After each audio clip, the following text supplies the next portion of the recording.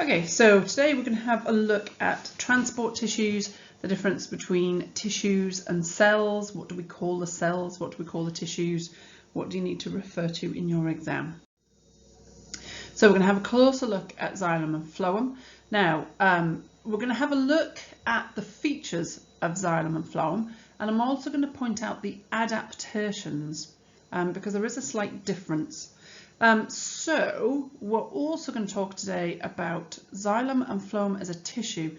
Now, if you said in your exam that the movement of sugars is through phloem, then you're probably not going to get the mark, because phloem is actually made up of two types of cell, and they are sieve tube elements and companion cells, and flow is through sieve tube elements, not companion cells.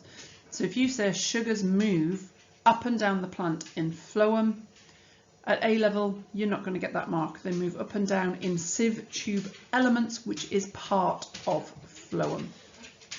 And then if we're having a look at xylem, xylem is a tissue.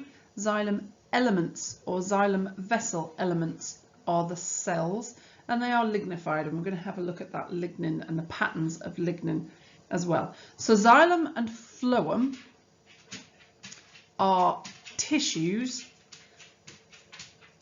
Xylem elements and sieve tube elements and its companion cells, they go together. They are cells. So xylem elements are the cells that make up xylem, and sieve tube elements and companion cells are the cells that make up phloem tissue. So let's have a look at xylem. What does it transport? You should know this one by now. It transports water and mineral ions up the plant. So xylem tissue, as I say, is lots of different cell types. We're only going to talk about one type of cell, and that is a xylem vessel. We most frequently call them xylem vessels rather than xylem vessel elements, but you could call them xylem vessel elements. But xylem vessels. They are also there for structure. That lignin helps to support the plant. It is a very firm, supportive, waterproof material. So these are the xylem elements, and so this would be one xylem element, and then this would be another xylem element. Now what you can see inside here, these ridges, that is the lignin, and it is laid down in these spirals that you can see in the picture at the bottom there. And we had a look at that on the last slide as well, and you'll see those on your PAG. Now xylem, as you could see from the last set of slides, is a a much more regular shape. Phloem kind of are just sort of slightly generic kind of cell shapes. But xylem is very easy to spot. Now the lumen, that kind of hole across the middle in a xylem, is wider than it is in a phloem. It is still very narrow to allow for capillary action, but it is wider than it is on a phloem. So another feature that it helps you identify them. So that slightly more regular shape, the presence of the lignin, and then that slightly wider lumen is what tells you that it is a xylem element or a xylem vessel. And then when you look at the longitudinal section, you can see these spirals. So you can see here we've got two xylem vessels next to each other. Let's just get rid of that. And what you can see here, I'll try and highlight it. What you can see here is a pit. Now xylem, when xylem vessels grow, they start to get this lignin impregnated in their cell wall, but it is never solid. So this would be a much more mature plant. These would be sort of younger plants. So even when you've got the most lignin laid down, you still have these holes, these pits, and that allows for movement of water through from one xylem vessel to another, and also out of the xylem vessels. You've got to try and deliver the water to all the cells that need it along the journey. So if the water can't ever leave the xylem, then you can't really do that. So these xylem vessels have these pits to allow for what's called lateral movement, sideways movement. Hang on, can I get that to work? Lateral. Lateral movement is sideways movement, okay? So you can see the different shapes down here. You've got spiral, annular is just rings, reticulate, it's kind of branched and interconnecting. And then the pitted, that's what kind of as fully lignified as you're going to get. Okay? Right, so the features of xylem. They transport water and mineral ions up the plant, so that goes from the roots to the leaves. They are dead, so they don't have cell contents. So they form these tubes, these continuous tubes, because they don't have end walls. So if you think about cells, plant cells that look like that, they have these end walls. That's what these things are. But xylem doesn't have those. So you would get something that looks like that, and it just goes straight down. So you get these continuous columns, and that bit wouldn't be there, obviously. So you get these continuous columns, and that's what allows your water to flow unimpeded, ease of flow. So the fact that they are dead is a feature, but it is not an adaptation. Them being a continuous tube, end to end, that is an adaptation. Okay. Right, so narrow tubes, and that is to allow that capillary action. Remember, you'll have seen a paper towel, you stick it in some water and the water wicks its way up. That's capillary action, and that's what happens to the water in the xylem. It adheres to the sides of the xylem and kind of crawls up. And then remember, with cohesion is water sticking to water, you get this, what's called a column of water. Okay, so it travels kind of as one continuous stream, essentially. Walls have lignin, so it's waterproof, it's tough, it supports the tissues. It means that the water isn't just going to leave the xylem anywhere, it can only leave through the pits, but it allows for most of it to be transported up. Pits or pores for that sideways movement that I talked about, and water flow is not impeded. Now, these two are the adaptation for this. Okay, so the water flow is not impeded means it's not stopped. So water flow is easy, it can flow right the way up, and that is because of the adaptations of it having no end walls and no cell contents. Being dead is not an adaptation. Having no cell contents is the adaptation. Okay, so they are the adaptations: no end walls, no cell contents. And mature xylem, as I said, only really have the pits. They're almost completely impregnated because you want to be able to get the movement of water all the way up. So the more mature xylem that you get in kind of really woody stems is pretty waterproof. Okay, so phloem.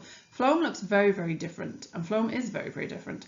So phloem, the tissue, is composed of two types of cell. It is composed of sieve tube elements and companion cells. Now, sieve tube elements have sieve plates or end plates, and that's what you can see here. This is an end wall, but you can see it's got these holes, which I can't really highlight very well. So it's got these holes, and that means that the flow is easier. It's not as easy as it is in xylem, because they do have some form of end wall, but it has these holes. So it allows movement, but it's not as easy to flow as it is in xylem. So you can no longer just refer to phloem, because that's the tissue. Transport is through sieve tube elements, and it's really important that you remember that. Okay.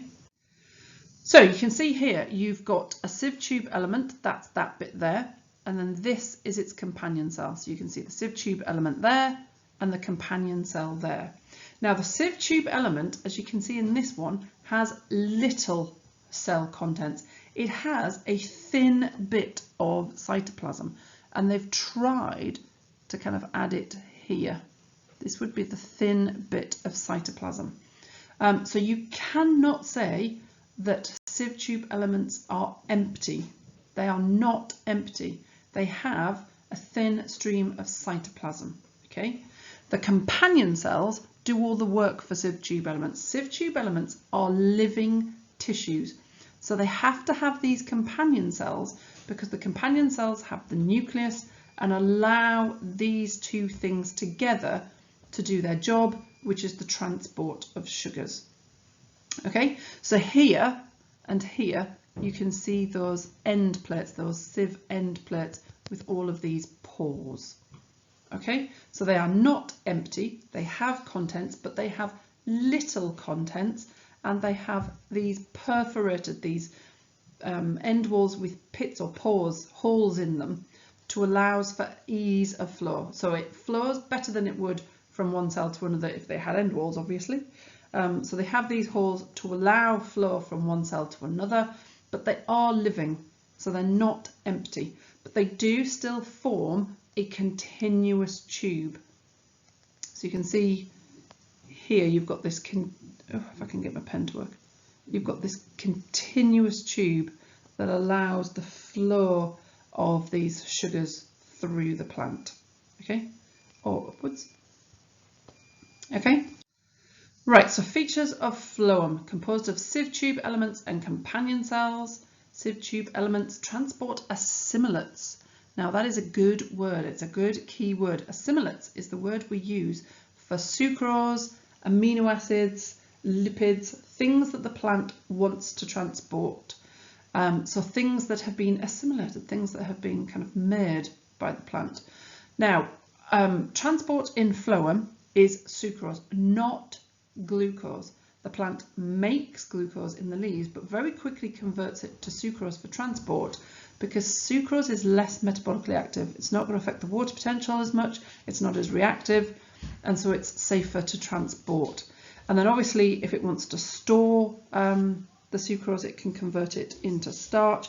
It will transport starch in the sieve tubes, and it will also store starch in kind of storage organs. It can store starch in leaves, it can store it in tubers, things like that. So they are elongated cells, they are long cells, they're end to end, they form these nice long tubes, okay, so nice long tubes end to end to ease that flow.